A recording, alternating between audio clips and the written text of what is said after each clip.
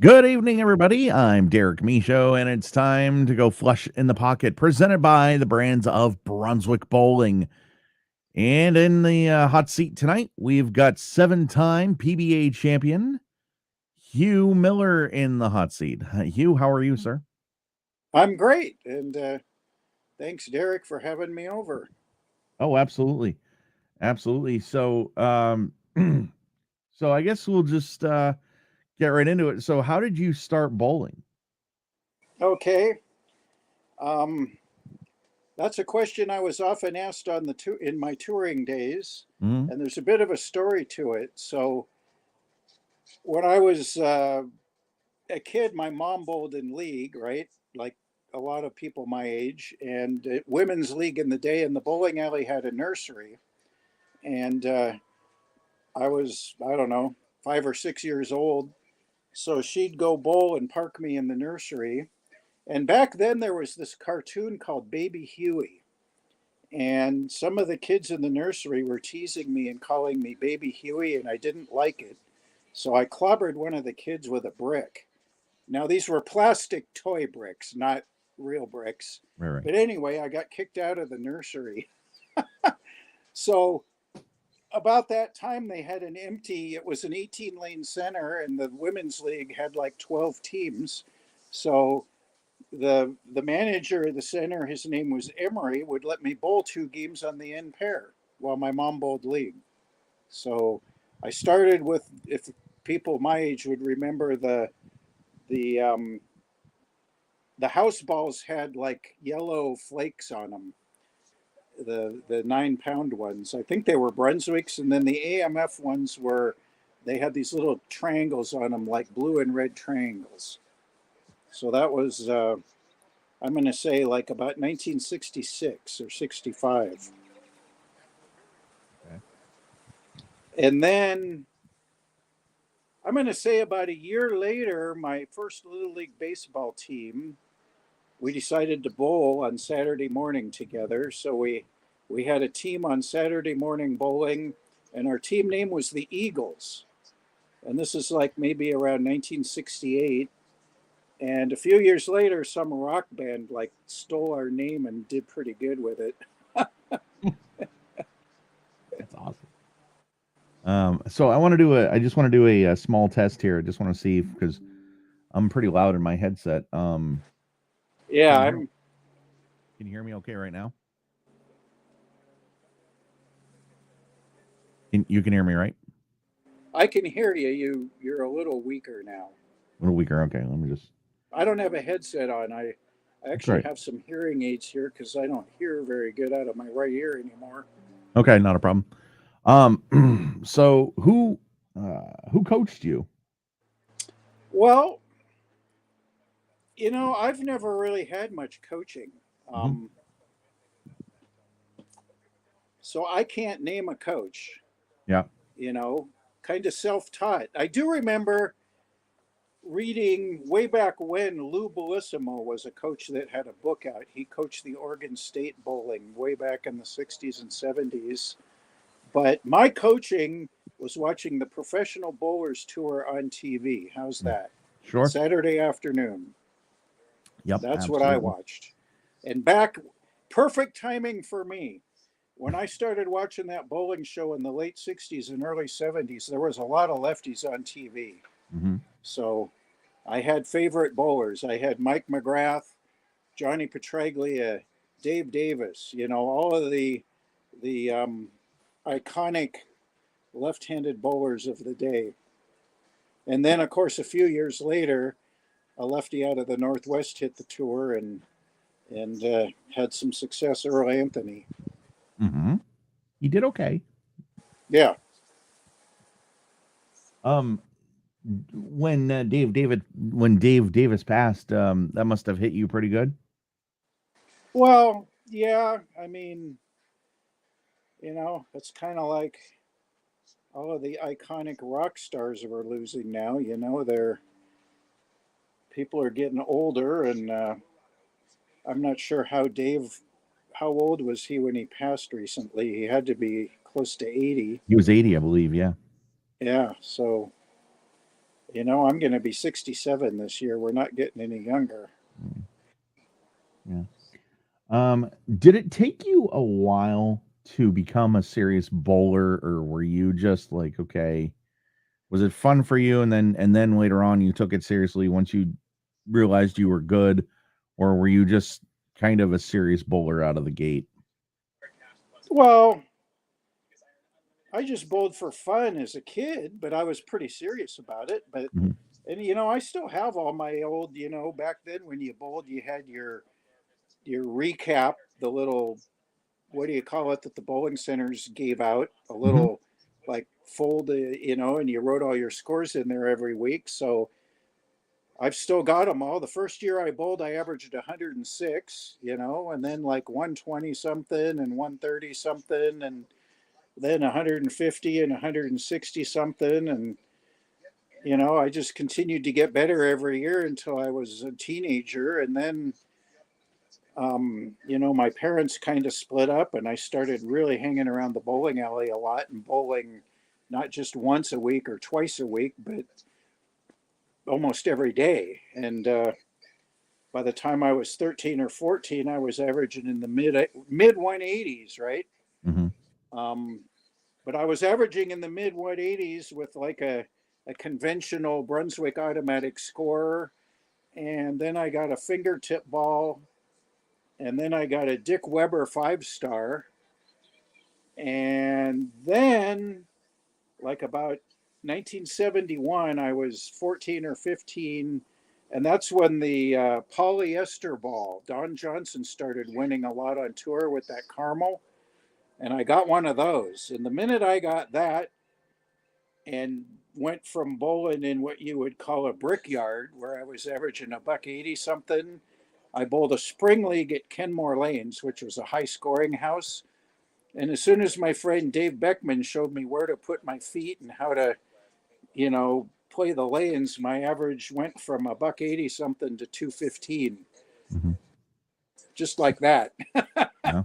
So I learned probably by the time I was 16, I was a good enough bowler to square off with the best bowlers in Seattle in pot games and things like that, which led to the demise of my youth bowling career because I got kicked out of junior leagues for bowling for money. Yep. So when I was in high school, I did a lot of, you know, bowled in men's leagues and bowled in tournaments, started bowling OBA tournaments. That organization is still around. That would be like the NEBA or whatever. I know Bruce Hall runs it there in New England. Mhm, Um, and in 1975, the week of my high school graduation, I bowled my first pro tournament in Seattle at Leilani Lanes. And I actually finished in the money, like a couple spots behind Earl Anthony. Didn't make the match play, but I finished in the money. So I that spent a lot of time bowling between the age of 12 or 13, and I didn't go on tour till 1979, but a lot of hours bowling. Yep. I mean, if you read the Malcolm Gladwell book, the 10,000 hour rule, I mean, I could have been spending 3 hours a day bowling 300 days a year for 10 years by the time I was 22 or 3. Mhm. Wow. So there's a PBA super fan who lives in North Carolina, Adam Lemerise, and he says, "Hi Hugh, always enjoyed watching you compete on the PBA tour. Thanks for the memories." He's a big super Oh, fan. thank you. Yeah, yeah, yeah. And as a matter of fact, one of my first uh memories of watching you bowl, the '93 Showboat. You beat Andy Nyer and then lost to Parker Bone before he lost to Mike Alden. Yeah. Yeah. So, what did you accomplish in your life in bowling that made you say, okay, well, I'm going to try the tour now and I could possibly be successful? I'm sorry, I had a little trouble hearing you there. That's all right. So, what did you accomplish on the lanes that made you want to try the tour and you thought you might actually be successful? Okay. And I actually did read your questions there too, Derek. Hmm. So my best answer to that would be that some of my friends from back in the 70s, I'll name a couple: Rick Jones, Dave Beckman, just some of the other really good younger bowlers in the Northwest actually went on tour before I did, right? Hmm. And they were making some match plays and having some success. And I knew I was easily as good as those guys were, right? So, back in those days, if you were a good bowler, eventually you wound up trying the PBA tour. I mean, just about everybody did. So that's kind of uh, what led me to starting the tour. Couple It's guys kind of pushed you. like if you asked Barry Bonds why he did what he did, he probably would say because I got sick and tired of watching, you know, who was getting all the glory. Then it was McGuire and Sosa, right? And but so yeah, I mean, there was bowlers from the Northwest that were having a certain amount of success on the tour, and Hmm. I knew I was as good as they were. So inevitably, a bit of the ego takes over, and you gotta give it a whirl. Oh, sure. Yeah, definitely. But I Uh, did kind of avoid it for a while, and I think there's a fear of failure, and just you know I had some other career paths that I was exploring at the time, and I was kind of doing three things. I was going to college, I was working to make money, and bowling. And eventually, the college kind of was going south for lack of probably effort, and the working, it was kind of like, well, I can make this much money bowling, so why don't I just see how much more I can make bowling? yeah. So it was basically nobody. You didn't really accomplish one thing. You knew you were already good, but some people were kind of pushing you and say, "Hey, you should go try this." Yeah, well, a lot of people were pushing me, and I generally would say no. And then, actually, when I first went on tour, Bob Nelson and Dave Toole Jr. sponsored me, and Dave Toole Jr. was Earl Anthony's sponsor. So Oh. once two businessmen of that um, magnitude were you know offering to sponsor me on the tour, there was no other answer than yes. And then when I did go on tour with them sponsoring me, I kind of stunk and I lost some of their money. Uh, what was your best moment on tour? My best moment, oh gosh. I mean, I've had a lot of good moments on tour, but you got to go with your first title, right? Hmm. I mean, I made match play in Dallas, and it was a pretty high scoring tournament. And I just kept moving up in match play and wound up throwing in a double in the 10th on Friday night to make the show. And if you watch that show, the only guy on the show that had ever won a title was Steve Cook. It was, a wide open thing. Hmm. And Tommy Chris was the leader. And I qualified second, and I wound up bowling Cook. And, as would be normal, I was pretty nervous and all that. But I think Cook got up and opened the first frame, and I got up and threw a double. And the next thing you know, I'm up 40 or 50 on him in the sixth or seventh frame. So everything just kind of went my way. Yeah. You mentioned Dallas. One of the last shows you made was in Dallas in 2002, three, something like that. And you kind of didn't really have a look. You didn't have a ball reaction. How frustrating was that? Well, that's a totally different era. And I remember when I went back on tour, they were bowling on the first versions of those new PBA patterns, and the lanes weren't easy on TV that day. I don't think anybody bowled very good. Mm. Chris Barnes was So pretty lined up, but that's all right. yeah, Um, I mean, I don't really totally remember. Yeah, yeah. Um, What would you say your worst moment on tour was? well, there's a lot of those. Probably that first year I went out there in the winter of 1979, and I was traveling with some friends. What you back then you used to call it bumming the tour, right?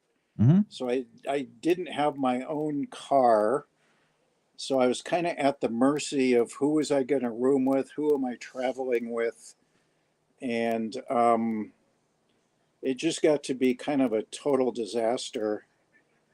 Plus, being away from home that long, and back then the tour, I mean, it started in California, right? And then it went to Vegas, and it went to Texas, and it went to Florida, and that was all kind of cool. But then it took this really crazy turn and went up to the Midwest. Needless to say, it was really cold. I still remember, I think I was in like St. Louis or something, and I missed a rabbit, and I was staying by myself at a Red Roof Inn, and I hadn't left the room in about 24 hours or more. And I went to open the door to the motel room, and there was like 4 feet of snow blocking the door. I Oh couldn't no. even open it. So It was it one of those was hotels where the door opens outside, not inside. outside, yeah, up Yeah, yeah. like on the second or third story, and it had snowed and blown so much. And so the next year I went back on tour in 1980, and I really made no adjustments to my game. And back then, everybody was throwing standard equipment. I mean, it was the yellow dot was king.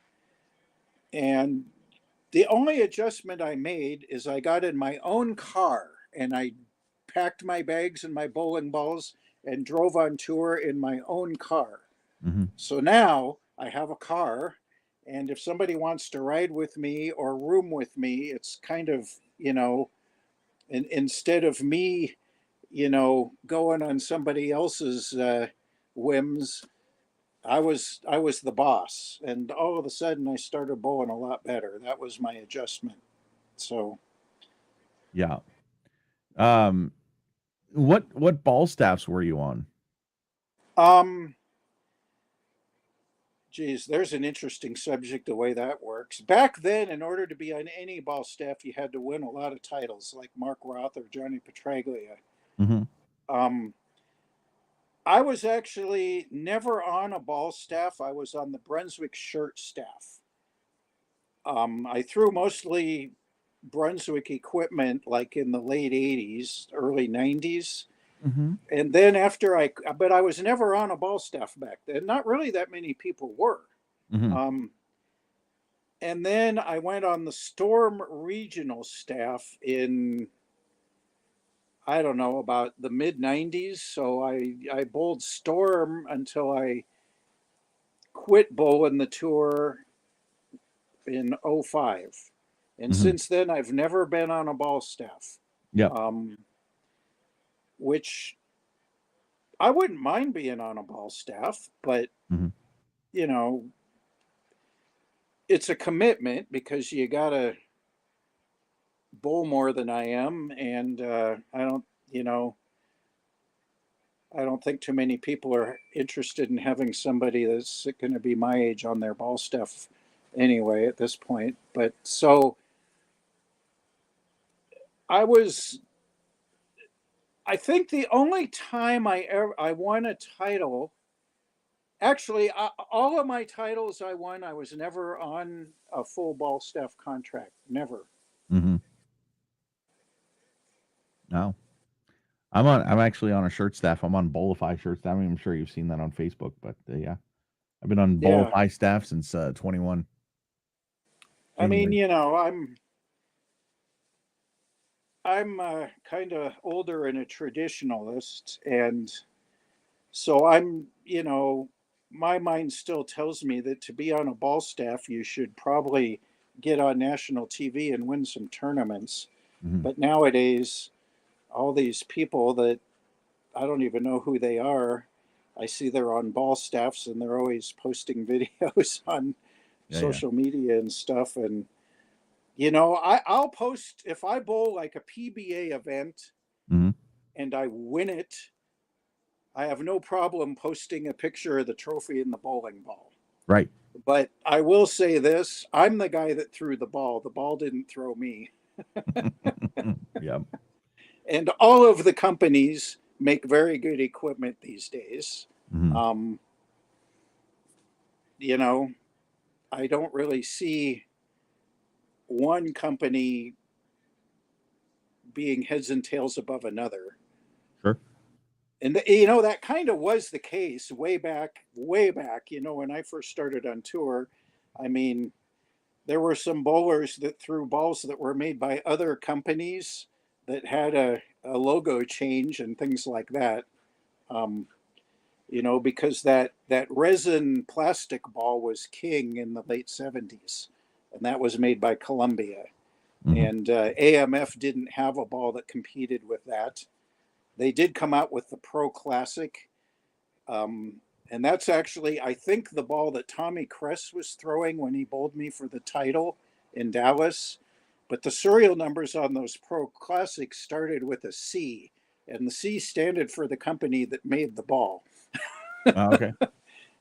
I mean, it had AMF logos on it, but it was made in San Antonio, I'll guarantee you. And at that time, Brunswick had the LT-48, which was, a softer rubber ball, which was competitive when the lanes were pretty oily. And then they had the Crown Jewels, which were pretty competitive when the lanes hooked. Hmm. But Columbia was the king Oh yeah. for a long time, Oh yeah.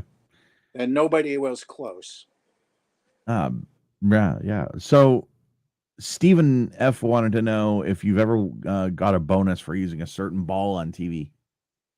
Oh, yeah. Back, in the 80s, there was incentive wars, and I can remember making at least $10,000 for throwing one game with a ball on TV, and I didn't even win.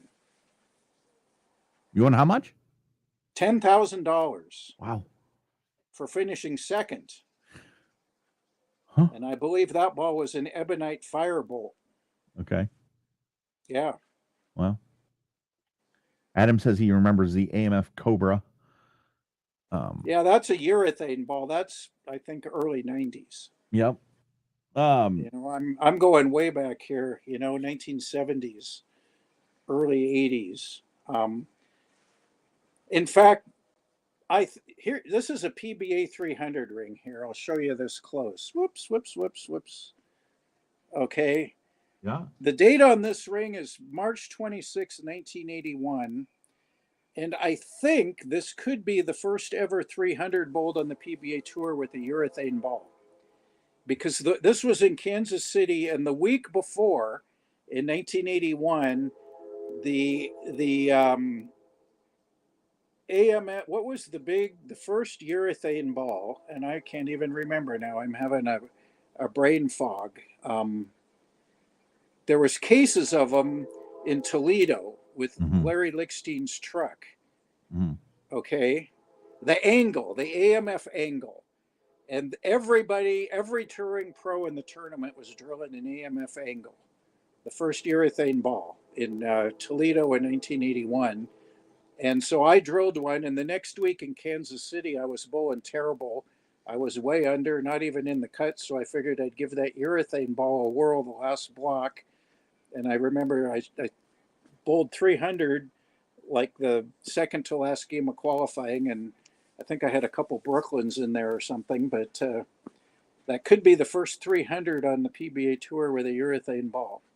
And Wow. that was in March of 1981 was when urethane hit the tour, and it didn't really take off right away, Hmm. but then the hammer came out a year or two later, and by 83, 84, 85, the urethane ball had pretty much taken over from the yellow dot. And so that was the the mid to late 80s was all urethane, and then the resin hit the tour in 1991. So I didn't So want to do this to you. I didn't want to offend you or nothing, but I was a month old in March of 81. So when you were yeah, talking, well, so not trying to make you feel old or nothing. that's Hey, okay. did resin hurt you, or who do you think it hurt? Well, obviously, it hurt Pete Weber. Um, it hurt some of the high rev bowlers because all this, and the way it worked for me was converting from plat. And I bowled my first 300 game with a hard rubber ball, a Roto Star X2, first sanctioned 300 in 1975. But you know, the urethane ball had a little more contact with the lane and hook. Hmm. So, in order to maintain the same angle through the front and the back, I had to throw the urethane harder right away. Okay. And so at that point, I put grips in the ball and worked on my grip and my release. But it took a while to learn to throw urethane. And then when resin came out, all of a sudden, oh my God, now we got a ball that hooks like a boomerang in the back end. And I did not bowl well with resin at all for the first 3 or 4 years it was out. I mean, I'm not saying it hurt my game because you have to make adjustments, but it wasn't until I left the tour really that and Storm was sending me bowling balls then because I was on the regional staff, Hmm. and I had the Lightning Storm and the Thunder Road, and I finally bowled enough with those that I learned how to throw them effectively. I had a lot of trouble with resin the first year or two I threw it because I had to throw it harder again. It just hit too hard. It seems like I was leaving the back row all the time. So there was a real learning curve there to learn how to, get the ball to stop or roll out or go through the pins the right way to strike enough to be competitive. Hmm. But it certainly made the scores go up too. I Sure. mean, just like 10 pins a game overnight. Yeah. What was your favorite TV format on a telecast that you bowled? Well, that's a good question. I mean, I love the old stepladder format, although, you know, it was never fair to the tournament leader to win the tournament once and have to go back and win it again the next day. Hmm. But for the people that bowled back then, we understood that and we accepted that because it was that stepladder format that led to the television ratings and the sponsorships and all of that. So, but, uh, but yeah, I like the old top five. Hmm. It's sudden death. You win, you go on. You lose, you're done. Hmm. What are your thoughts on the tour today? Well, first of all, I'm very thankful and glad there still is a tour. Hmm. And, we can thank the high tech entrepreneurs for jumping in there 20 some years ago and putting a ton of money into it. And now it's in the hands of Bolero. I don't know much about it. I don't follow it that much. I don't have any of the streaming. So I'm glad it's still there, but it is a little disappointing not to have that tour that goes city to city to city all winter Completely and agree. into the spring through the summer. If Hmm. for any other reason at this point in my life it would be fun to go watch that tournament all week and hang out. Hmm. And we just don't have that anymore. So um, I guess if I wanted to go watch a tournament anymore, I'd have to travel quite a ways Right. to do that. So it is a bit disappointing, but um, and then I'm sure Ernie talked about the money end of it, so I'll leave that to him. Oh yeah. I'll Yeah. say this, and I occasionally tell this story because I work in the real estate business and have friends that ski and do other stuff, and bowling comes up, and I say in 1984 I won the Quaker State Open and I won $20,000. The next day, Tom Watson won the pro golf tournament and he won 72,000. Oh yeah, yeah, yeah. And Yep. now the bowling tournaments, I think the majors are paying 100,000, which is decent money, but look at where golf is. And I would never in my lifetime expect bowling to have that kind of money in it, but the attractive thing for a young guy back when I did it was, I mean, if you won a PBA regional tournament, in, let's say, 40 years ago, you made enough money to pay your bills for a month, right? I mean, I'm Mm-hmm. talking rent, house payment, whatever all your bills were. And Mm-hmm. if you won a national level tournament, you made enough money back then to pay your bills for a year. Sure. Or, I mean, I bought some houses with money I made back in the day winning PBA tournaments. So, with the cost of everything nowadays and where other sports have gone, um, I just, I feel the pain of the bowlers that are out there these days trying to make a living. I'll just leave it at that. It's tough. It's really tough. Yeah. Do you think that the regular tournaments should pay $100,000 and then like the majors pay 1 million? Well, whatever they pay, the money has to come from somewhere. Right. Okay. So, that's like the chicken and the egg. I mean, um, you know, Bolero owns the PBA. They're a public traded company. I don't have any idea what the sponsorships are these days. Mm-hmm. I do follow Jeff Riggle's 11th Frame blog, so I see the TV ratings. It seems that, for what it is, the TV ratings do pretty good. I do know back in the day again, the PBA had a really good television rating. And for whatever reason, the television ratings never really equated to appropriate dollars that matched the ratings. Mm-hmm. Um, I think I do remember going to a couple meetings when the high tech guys bought the PBA, and the word they used was perceived value. Um, so Yeah.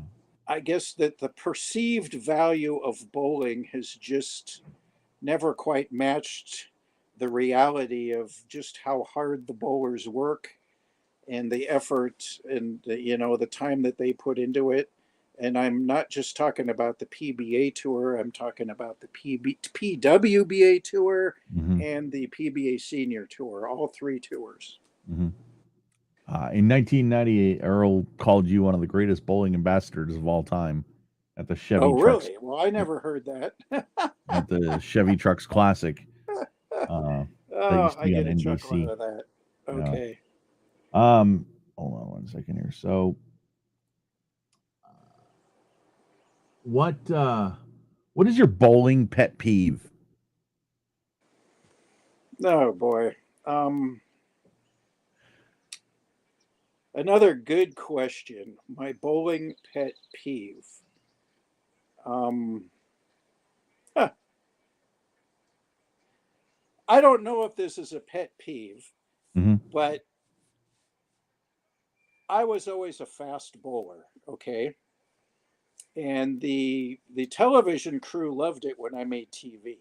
If I qualified fourth or fifth and bowled all the matches, I'll guarantee you they had time left over at the end. So when I first started bowling senior tournaments, there's two things that I had to adjust to. One is the people standing way up closer, to start their approach, and now they're in and that's I'm older now, so I actually have moved up to the second set of dots to start my approach. Mm-hmm. So they're in your sight line and then standing there for 12, 13, 14, 15 seconds before they take their first step. So I guess you would call that slow bowling. Yep. All Big right. difference when you start bowling senior stuff. I'm not. I guess I can compare that now to I skied a lot this year, and I'm a senior skier, and I'm decent, but I get blown off the hill by these snowboarders, and I got to be careful, not to get in their way. Mhm. Um, so, do you have any bowling superstitions, or did you? I am not a superstitious person, particularly at all. No, so I can't say. I had any superstitions. Um, have you ever bowled in front of your hometown on TV? No. Um, back in the day, again, there was two pro stops for a while on the summer tour, Seattle and Portland, right? And I perennially bowled terrible in Seattle, my hometown, and then I always bowled good in Portland. So I made a couple TV shows in Portland, and I should have won that doggone tournament at least once. But I think both times I was on TV there, I ran into some guy named Norm Duke, and he beat me. So so I guess if I could call Portland my second hometown, I bowled on TV there a few times, but never in Seattle. Oh, okay. Let's see here. So, uh, favorite bowling ball of all time? Well, it's got to be the Columbia Yellow Dot. Okay, I had one. I've won 7 national titles, and 4 of them were with the Columbia Yellow Dot. Mhm. So, you know how on the PBA tour now they have oil patterns named after the legends, and you certainly are a legend. I mean, 7 titles. Um, I Well, could, I couldn't those even. guys all got 20 or more titles, right? Yeah, yeah. But if somebody was gonna name a oil pattern after you, what would it be? What would how long would it be, and what would the shot be like? Gosh, another good question. Um, I used to really like to play further inside. Um, and that's something that's kind of gone away on the left side the last 20 years. So I'd like to see a longer oil pattern where I could play inside, Hmm. like third arrow or even a little deeper. Um, really difficult to do these days, especially for the younger bowlers that tear up the front of the lanes, I guess. But, I had a lot of success. I mean, back then, being a lefty, you know, I mean, that, and again, this is the history of the PBA lane maintenance, but, when PBA lane maintenance started in the early 70s, that was pretty much the adjustment they made to the left side as they started oiling the lanes to get the lefties off of the first arrow and get them further inside. And and so that was kind of the thing that I really got good at by the mid to late 70s was playing inside. And you just don't see that on the left side anymore. You also don't see the good old fashioned gutter shot. When I say gutter shot back, again, back in the day, and I mean, one of the first bowlers to really get good at that and do it on TV and stuff was Nelson Burton Jr., Hmm. back in the early 60s, going right up the 1-2 board. Walter Ray's really good at that, but you don't see that anymore either. So, but my favorite shot was playing inside. So I'd like to see an oil pattern where the lefties play inside and let the righties play outside. Have you ever bowled on the Badger at 52 feet? I bowled. I actually bowled an OBA Grand Finals on the 48 or the 50-foot pattern about 6 or 8 years ago, and I won it. Oh, And there it you was go. extremely low scoring. Spares for dough, strikes for show. Yeah. Yeah, Um, pretty much. so Um, Steven wants to know what happened in 2003, your Renaissance year. And I'm I'm like, sorry, I didn't hear you he again. says, so Steven wants to know what happened in 2003, your Renaissance year. Or, Well, uh, the high tech entrepreneurs took over the tour, right? The tour was pretty much going away. mhm. And I live in Seattle. And so, not that I personally knew any of those guys, but I knew a lot about the Microsoft business culture and stuff. And I really thought at that time that the PBA was a very undervalued product and it was really going to take off. And I also knew that I was still a good enough bowler to be competitive on tour. So I went back on tour when they relaunched the tour, and it was actually in late '01 into '02. I mean, actually, 9/11 canceled the first tournament. That kind of Mhm. messed the whole thing up to start with. Yep. And I started bowling good right away. As soon as I went back on tour, I was bowling just as good as I did when I stopped 10 years before. I started making shows and made a decent living for a couple of years again on tour. In fact, I had a really good year in '03. Um, but unfortunately, the economics of it and stuff just started to fade after a couple of years, and I could kind of see the handwriting on the wall. And then they went to that all exempt tour, and I think I made the exemption the first year, and the second year I didn't bowl quite as good, so I just missed out on the exemption, I think. And I think by then I was like 48 or so, and you know, living out of a suitcase is not idyllic. I did it for Sure. 3 or 4 more years, and that was it. So, if you're the first off, if you're bowling on TV, what is your favorite position to bowl out of the five? 1, 2, 3, 4, or 5? Well, in the top 5, the first tournament, my first title, I qualified second. I'm Mm-hmm. going to say that was the ideal position to be in. I mean, you're bowling the semifinal match, and if you lose, you finish third. But if you win, you're in the title match, and now you got one game under your belt. You're warmed up, you know the lanes, and you're bowling for the title. So I always felt, I mean, whether it was second, third, whoever came into the title match, I think the statistics would show over time had an advantage. Mm-hmm. So, if you're the higher seed, are you a start first and finish last kind of person, or do you want your opponent to go first? Or Well, the tradition always was, if you had lane choice, and I did this on my first show, is you let your opponent start first on the left. Okay.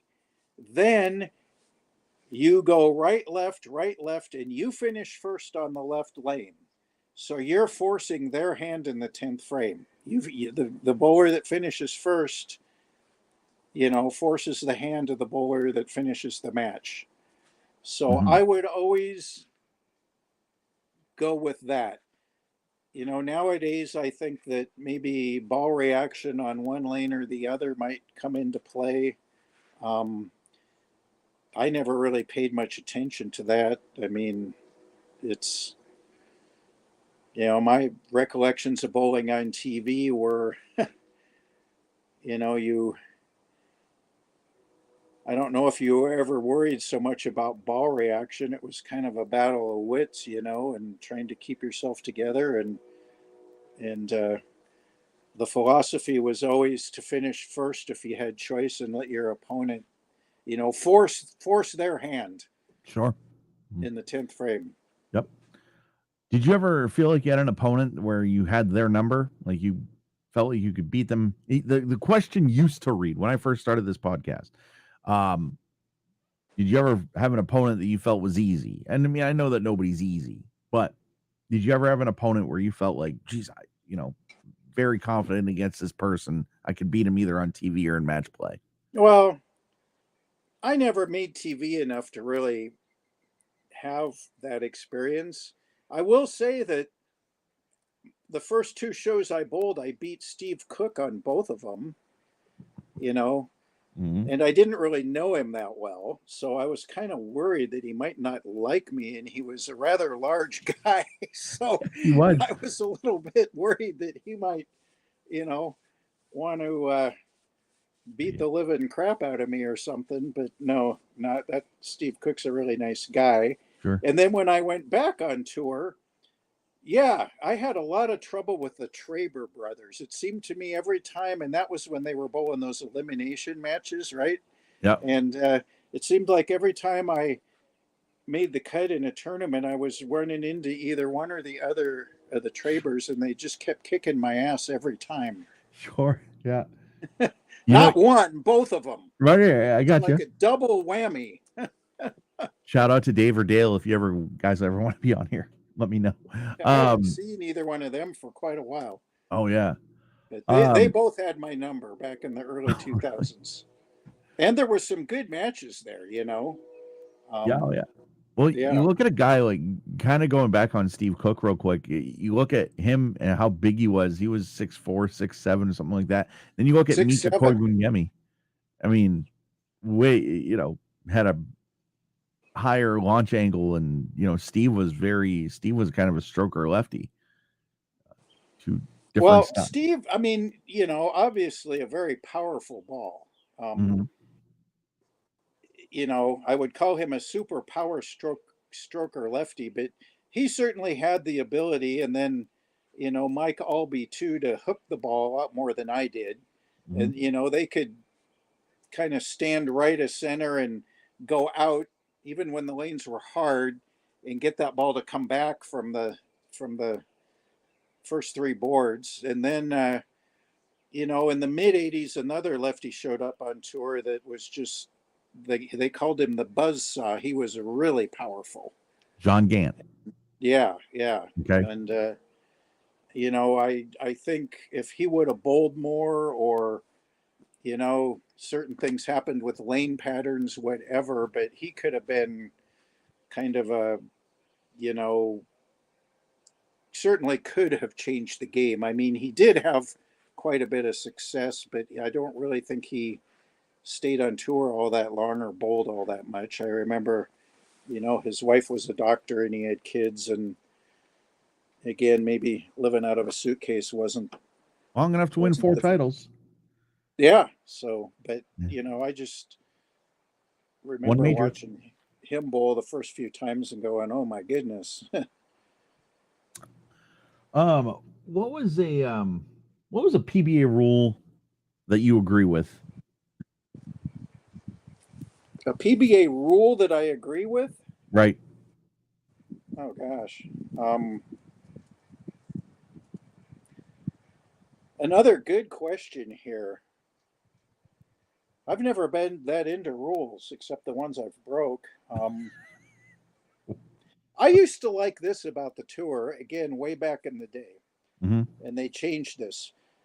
Back when I first bowled on tour, if you made match play, you didn't have to wear a name shirt in Oh, the finals.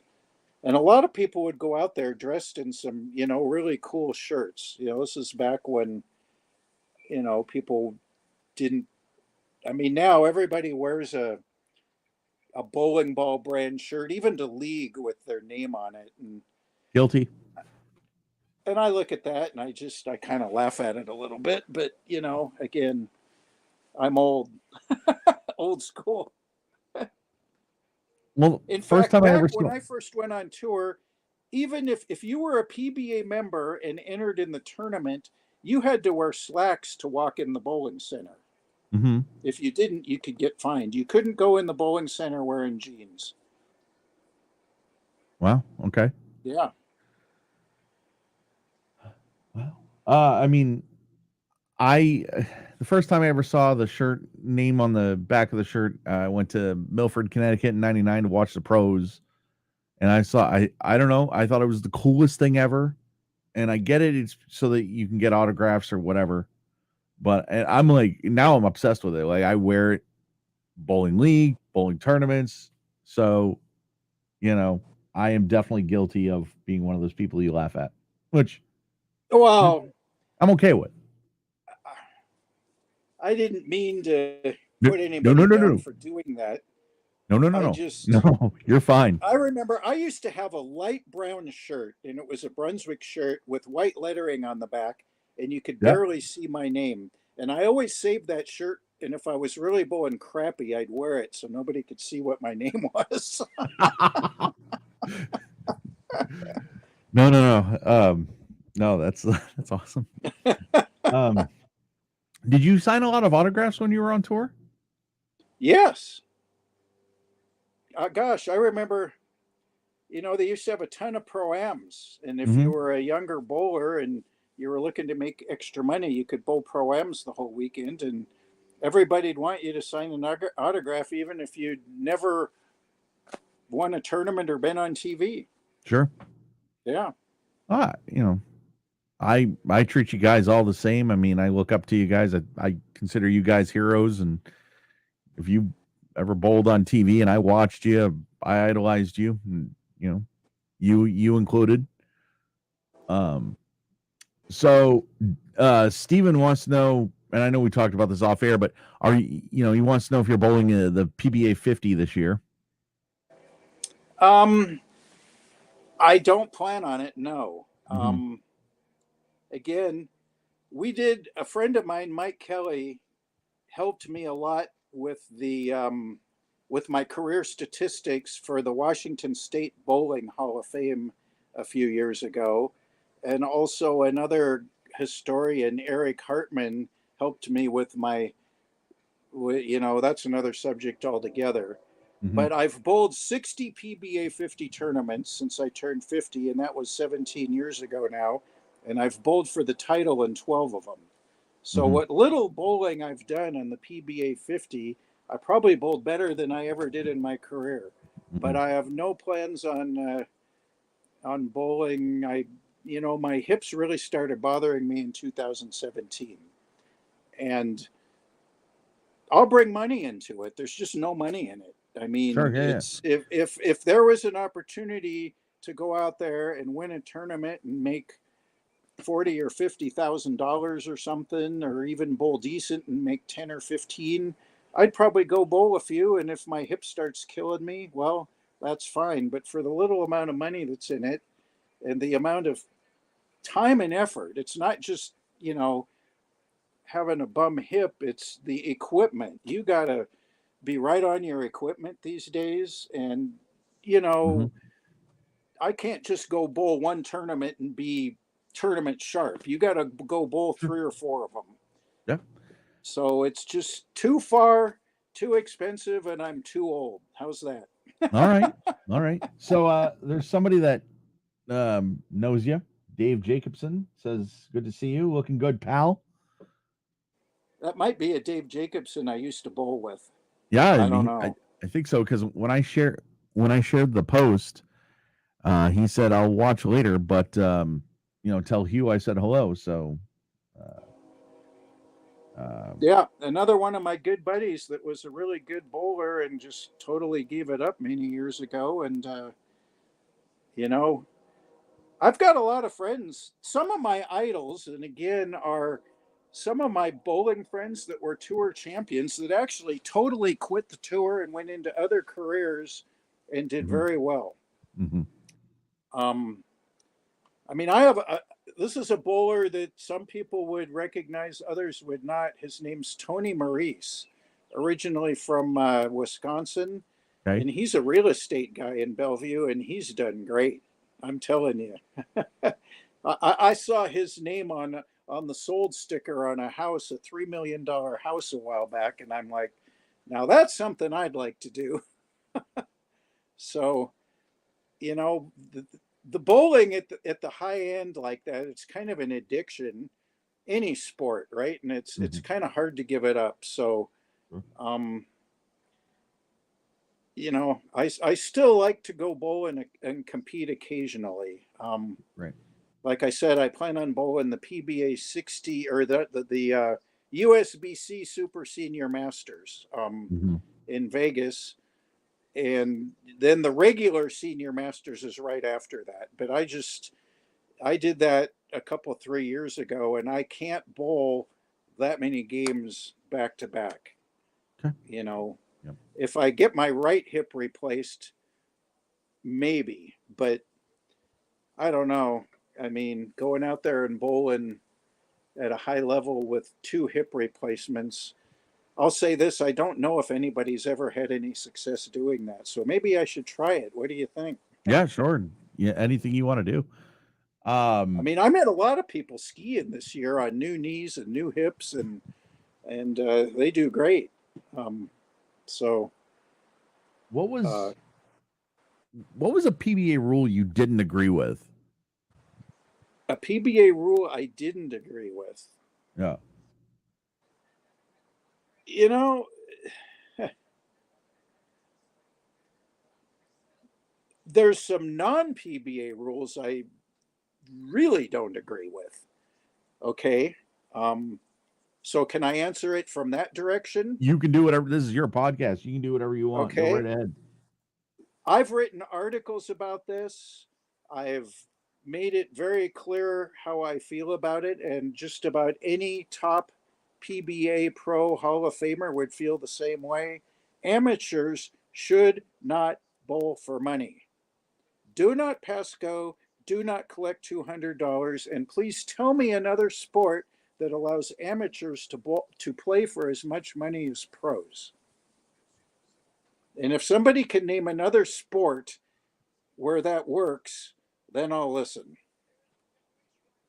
So you don't agree I with think these? that's been a problem that the PBA has had for 40 some years. Mm-hmm. If you bowl in a tournament and you earn more than $600 or $700, whatever the amount is, that triggers a 1099 to be distributed, and the people that run the tournament to have a UBI number 91 slash whatever and file the appropriate tax information. If you bowl in a tournament and you make enough money to get a 1099, you are by definition a professional. Would I be correct? Yep. Okay. And I've been harpooned numerous times for that, yet I mean that's like talking politics. It's a no-win situation these days.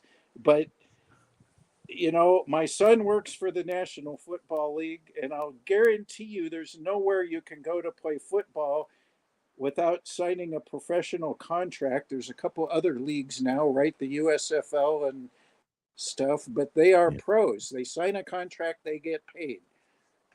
Mm-hmm. Same thing with baseball, golf. I mean, golf has very strict rules.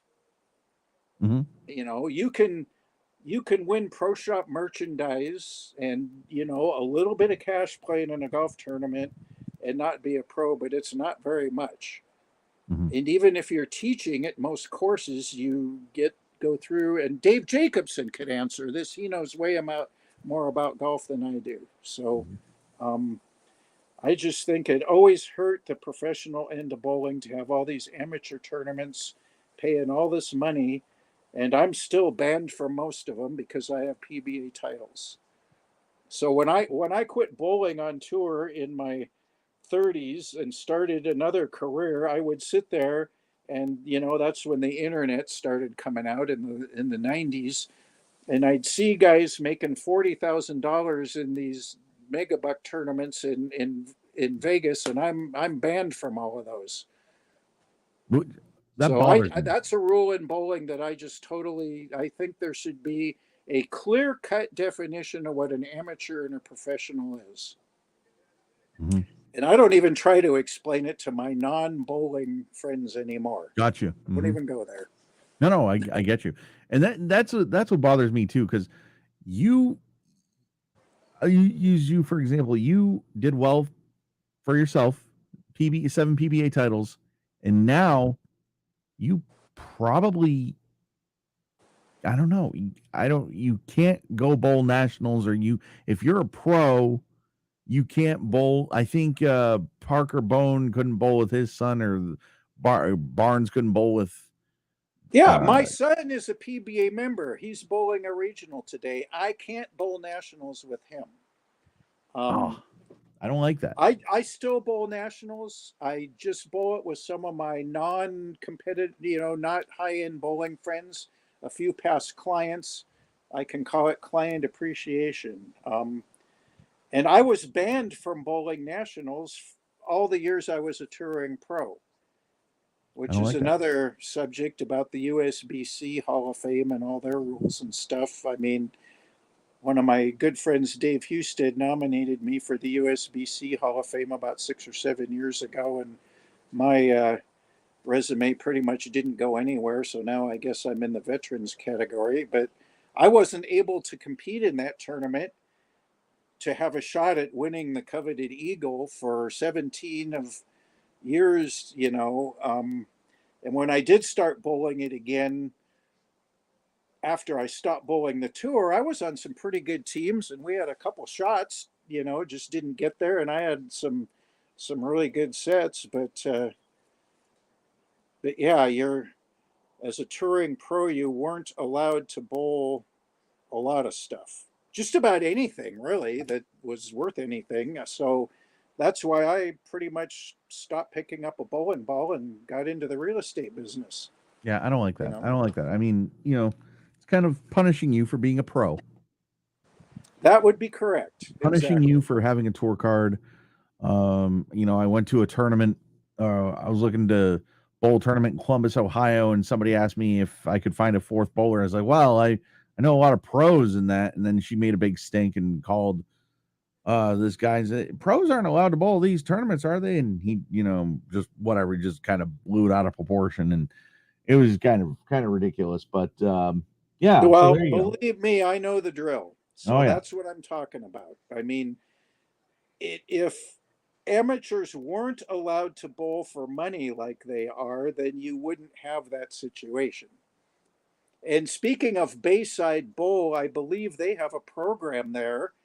At least I read about it a few years ago where their leagues, didn't have handicap and didn't pay any money, and they filled the place and just tried a totally different business model. And I'm not sure about how all that works. I just remember reading, and Hmm. I'm going, boy, this is interesting. If I did get back into the business and had a center, I would go there and talk to the owner and see if this is something that I would think about giving a try. Why don't you come talk to the owner? I'll buy you a drink or meal. We'll watch the PBA league. That would be awesome. But Yeah, there you go. yeah. What was, and we might have already covered this, but what was not a PBA rule that should have been? Not a PBA rule that should have been. Hmm. Boy, there's another tough question. Hmm. I mean, the PBA would let amateurs bowl, Hmm. and the amateur tournaments wouldn't let pros bowl. Um, I guess the idea, at least back in the day, I keep using that term of letting an amateur bowl a pro tournament was if they bowled well and made a little money, then they might get interested in becoming a member. So it was a form of maybe advertising, right? Hmm. Um, on the other hand, nobody's ever going to let me bowl most of these megabuck tournaments and stuff. Even though I'll be 70 years old in a few years, you're banned for life, dude. You're gone. So, Yeah. you know, Um, I I would have been more restrictive letting amateurs bowl professional tournaments. mhm. Right.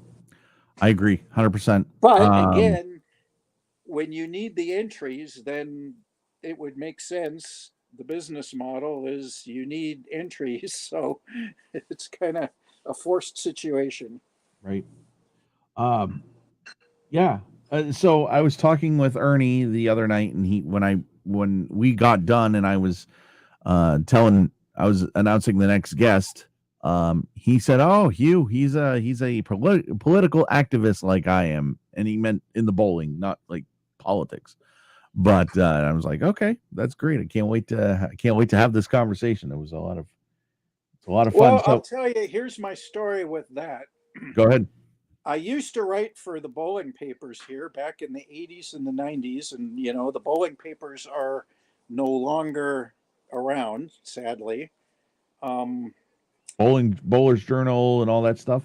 no, well, there was like the Northwest Bowler and the Vancouver Portland Bowling News, the local bowling paper. Okay. Hmm. Um, I did write an article or two for the Bowlers Journal. In fact, I wrote one of them about the PBA trial back in the 80s. That's another long story. And in fact, when that occurred, Ernie Schlegel was president of the PBA. But I have a pretty significant collection of memorabilia, programs, just all kinds of stuff. And I started sharing it on a few of the bowling pages on social media, and I just stopped. And the reason is, and it's not that I'm that sensitive, but there was a group of knuckleheads that were bashing me and saying a whole bunch of other garbage, and it just started to feel like political discourse. You know what I mean? Hmm. And at that point, I left the forums, and I no longer share any of my personal collection and stuff for the most part on social media. In fact, I don't even talk about bowling. I mean, I have a small presence, and I'm working on a couple more things for maybe my real estate business, but I just don't have any time for people to bash others and say negative things on Oh social yeah. media. Oh, And they it's will brutal. do that because they're not in your presence. Nope. And I'm not going to bring up any names here, but if you really wanted me to, I'd drink another beer or two and then I would. Go right ahead. Listen. So, I mean, that is whatever you want to do, my friend. but yeah, Ernie's very opinionated. I would say I'm somewhat less opinionated than Ernie. Um, So I'll give when you you an get idea. older, you gotta kind of be careful not to get what they call salty, right? Is that what Hmm. they call it? Hmm. Hmm. Yeah. Um, So I'll give you an idea of what the podcast or one of the questions was Thursday. You know what happened in '95, obviously, right? yes, Okay. So I'm very aware of that. yeah, yeah. So question number 9 was, if Randy Peterson showed up to your door for Thanksgiving dinner, would he be welcomed? Yes. Well, right. You, but for him, he said, well, he's got to shake my hand first and congratulate me on the win. Because I guess he didn't do that. I wasn't there. I don't No, know. I know, but Um, so I thought I was going to ruffle some feathers if I asked him that question. If Randy was showed up at Thanksgiving, would he be welcome? I know he's welcome in your house. I mean, a lot of people like Randy. I like Randy. I like Ernie. He's a friend of mine. Nevertheless, Ernie's pulled a couple shenanigans when he's bowling me that got him pretty close to getting a haircut. I'll just leave it at that. A haircut. A Okay. haircut. And if Ernie would have pulled the same shenanigans on me in the same situation, um, I'm not so sure I would have been as mellow as Randy. Oh man. You and I have never. Nevertheless, it's one of the greatest moments in PBA history. So, Yeah, yeah. Listen, you and you I know, have been Facebook friends for a lot of years and we've never talked. I hope that changes. You can talk bowling with me anytime, tell me anything you want off air. This is great.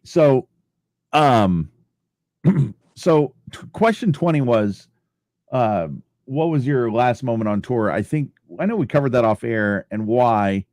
Do you want to just revisit that and just let everybody know why when you left the tour and why? well, I first left the tour in 1994, and I'd been doing it for 14 or 15 years of my adult life. And by then I was in my mid 30s and I got married into stepkids, and now I had my own son. And, by that time, the PBA was kind of, you could see it was in a downswing. So I just decided I was going to stop. It's the cycle of life, right? Mm-hmm. I mean, it wasn't because I wasn't bowling well. It was just the tour was struggling. The money was going down. The TV was going away.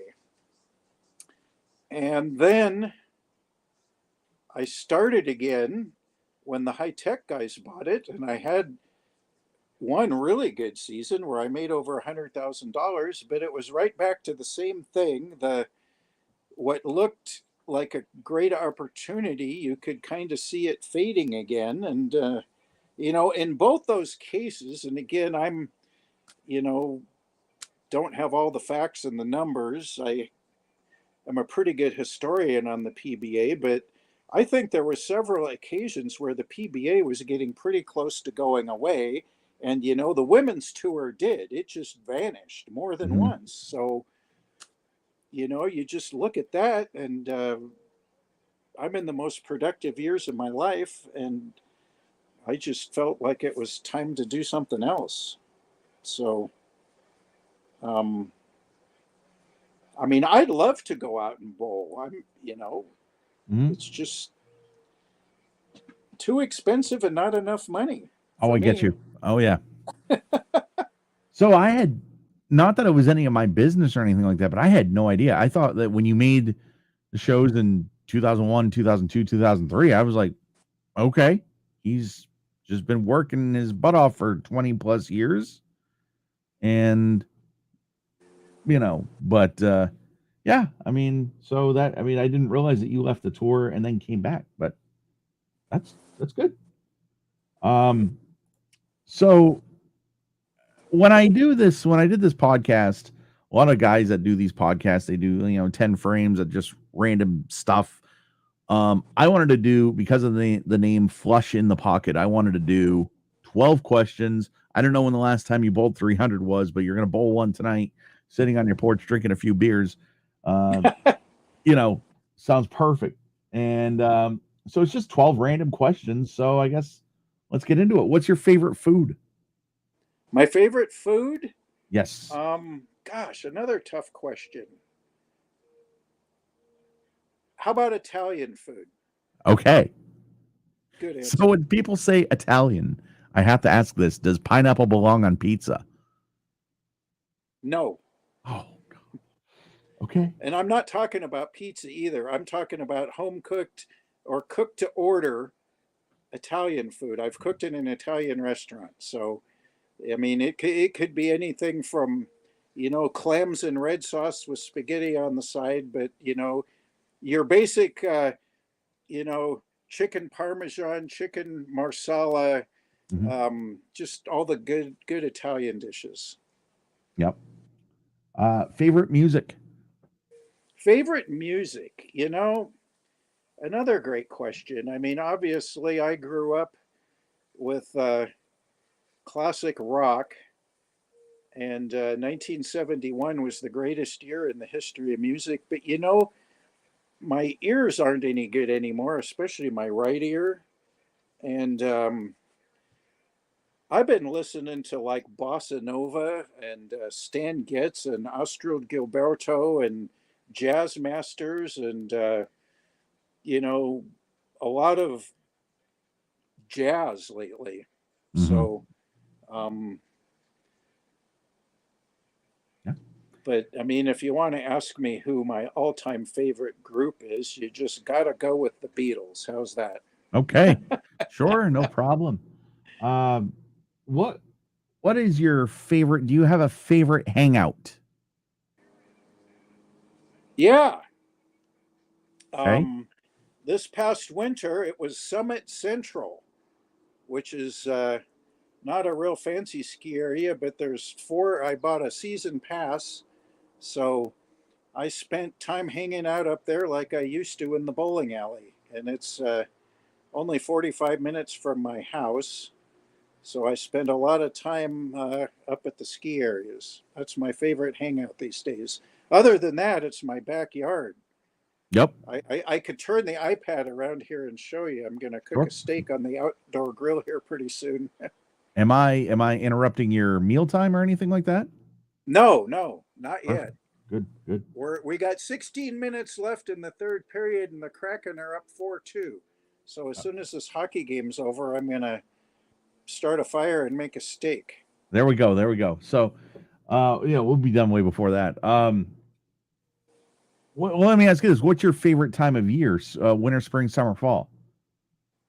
Well, gosh, that's another good question. Um, Now that I got back into skiing, it's the winter. Okay, I go to Florida in the winter, and I'm in Maine right now. I go to Yeah. Florida in the winter, so you can have it. Um, so when you were on tour, what did you do to take your mind off of bowling? Oh gosh. Um, my first year on the tour, we did a lot of sightseeing. Okay. Um,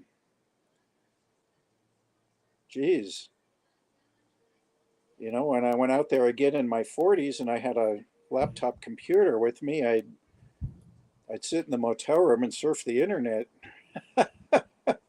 Um, I'd spend a lot of time going back and watching the greatest bowlers in the world bowl. When I first went on tour, they had what they call the big three, kind of similar to what you have now. I mean, now who's your big three? You got Belmo, right? Hmm. Simonson and Tackett. And we Sure. got to Yep. put a lefty in there, so let's add Buttriff. Back then Sure. it was Roth, Anthony, and Holman. So if you weren't bowling, you could go watch the three of the greatest bowlers in the history of the game. And, a lot of times all three of those guys were in the match play. And the round robin match play was 24 games of match play. So Mhm. you could follow those guys and you could learn a lot real fast just watching those kind of bowlers bowl. Yeah. Do you go to concerts? I used to go to a lot of concerts, Hmm. a lot. Okay. Um, my wife has tickets to Madonna this summer. I'm trying to remember the last concert I went to before that. Last concert I went to before that was before the pandemic, and it was Nick Mason's. Do you know who Nick Mason is? I don't believe I do. He's the drummer from Pink Floyd, and he Okay. tours an act called The Saucer Full of Secrets. And he plays the old Sid Barrett Pink Floyd music. Hmm. Um, But yeah, I used to go. You name a group, and I've probably seen them. We used to go to concerts on the tour quite often. I mean, I'm going to say I've seen ZZ Top while on tour at least a half dozen times, and they played the same show every time, and it could have been 10 or 15 years apart. Yeah. I'm a huge country guy. And shout out to your wife. Her name is Donna, correct? Yes, Yeah. Yeah. Yeah. Yeah. and my stepson is an NCAA coach for Arkansas State, Oh, nice. so you could have him on someday. They finished second. They should have won it this year. Who'd they bowl? They bowled Vanderbilt. All I right. think Del Ballard's daughter bowls for Vanderbilt, and they have that, Baker 4 out of 7. And I think they had them down 3-1, and then they wound up losing. Yeah. But I had Dell and Carolyn on a couple weeks ago, actually. yeah, yeah. Um, what is your favorite time of day? I'm a morning guy. Okay. All right. I get up early. I'm most productive in the morning. And There now you that go. I'm getting older, I get slower and tired in the afternoon. There you go. Favorite sports moment as a fan? Favorite sports moment as a fan? I'm going to say when the Seattle Sonics, now known as the Oklahoma City Thunder, won the or not the NCAA, the NBA championship in 1978. Okay. And when the Seattle Seahawks crushed the Denver Broncos in the Super Bowl in 2014. Okay. Yeah. Those All right. two would be probably tied.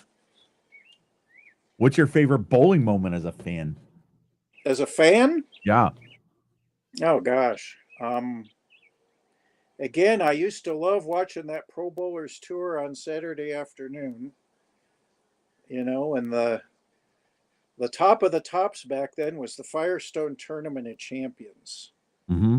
So probably one of my favorite moments was competing in that event like 12 or 13 times. But favorite moment as a fan, man, another tough question. And I can't think of anything that really totally sticks. Okay, here's my answer. Sure. Marshall Holman winning the 1976 Tournament of Champions. How's that? Okay. All right. Um, so when I first started this podcast, I wasn't sure if I was going to do any good because a lot of people used to tell me all the time, you should do a bowling podcast. And I'm like, I don't know. And then I just decided I interviewed one guy, and then I interviewed Parker Bone. I was like, that's the route I should go with this. So I appreciate you telling me these are good questions. I'm glad I'm kind of stumping you a little bit. But my main goal was for you guys to have a good time and just reminisce. Um, what's your favorite vacation spot ever? I'm going to say it was a bowling tournament that I bowled a couple times in Costa Rica called the La Raza. That was a lot of fun. It's actually a week-long party that's got a bowling event on the side. Okay. I mean, I don't know if you would exactly call that a vacation. Other than that, I mean, most of the traveling I've done in my adult life has been to go bowl somewhere. Right. Yeah. Yeah. Okay. That's going to be a common theme when you talk to bowlers. I Sure. do have a couple things on my bucket list. I have a cousin that lives in Thailand. I'd like to go there. Um, my wife has a bunch of teaching friends that live in the Philippines. I'd like to go back to Japan. I went there a few times. But the top of the bucket list is I want to go ski in Zermatt and Slovenia. Zermatt is a very one of the top ski resorts in the world, and it's right at the Matterhorn. Hmm. Whether I'll ever get there now at this stage in my life with you know two hip replacements remains to be seen. But Hmm. I think I'm still got enough conditioning and horsepower, and hopefully I can make that happen. But I better get it done in the next few years. Yeah. Yeah. Yeah. That'd be nice. That'd be awesome. We'll see. Yeah. What's one bowling shot you'd love to have back? Gosh, another good question, and that's one I read, and I couldn't come up with an answer. So I'm going to flip that and say, again, reviewing my career with the PBA Hall of Fame criteria as a senior being 5 titles with 2 majors. I've got 2 second place finishes in PBA majors where my opponent carried a pretty lucky hit to beat me.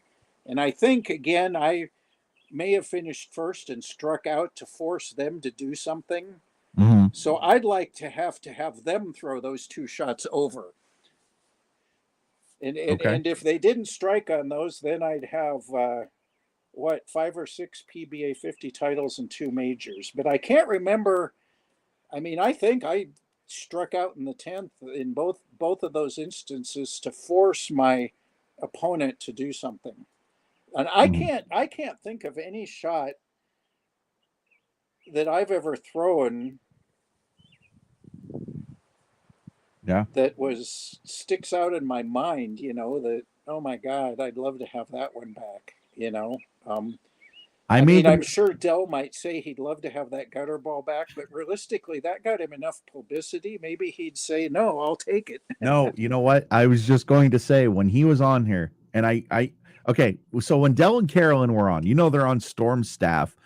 Right. I made the stupid mistake of asking him this question. What do you think of the bowling ball controversy? Why was that a stupid mistake? Because it was Storm that was affected by bowling balls being banned after day one of the Masters back in 22 or something like 21, 22. And then I asked, and we were talking about, when I was asking them the questions, we were talking about the gutter shot that came up like 2 or 3 times.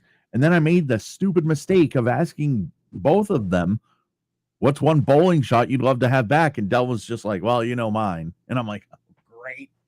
I'm sorry, Dell. Yeah. So no, he says that one. He's talking about he'd love to have that one back. Where did you meet your wife? Well, I can actually look out my door here and see where I met my wife. I met her at the bowling alley on the regional tour Oh, way back.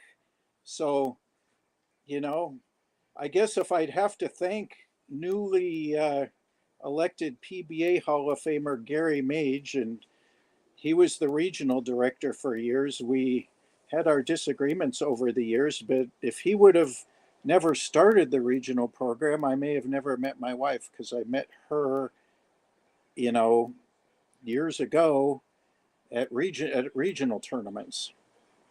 Mm-hmm. Okay.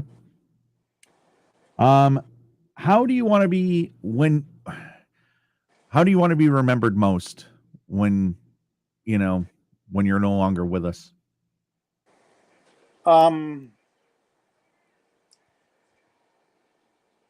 Another good question.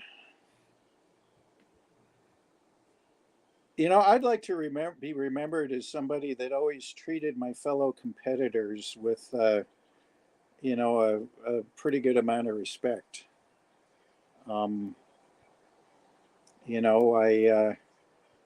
I'm not in either Hall of Fame at this point, and I kind of figure that even though I'm, right on the borderline there, I've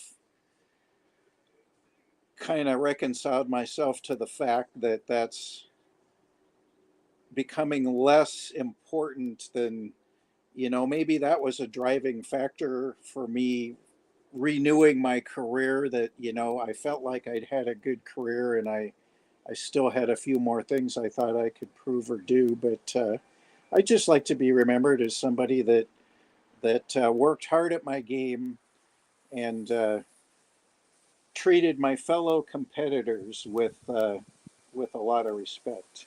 Yeah. And that still holds true for today. Anybody that's tried to bowl for a living, I'm with you. It's Mhm. not an easy thing to do, Nope. and I'll just leave all of the social media stuff out of it. We won't even go there. Sure, I understand. I understand. Do you have a pick for tomorrow? Kevin McCune or Jacob Butcher? Who do you think? Well, my son's kind of friends with Jacob, and so I'd probably root for him. But again, I, it's the same thing with all sports. You know, I can root for the locals and the favorites, but you know, I don't really live and die with it. Gotcha. I guess we don't.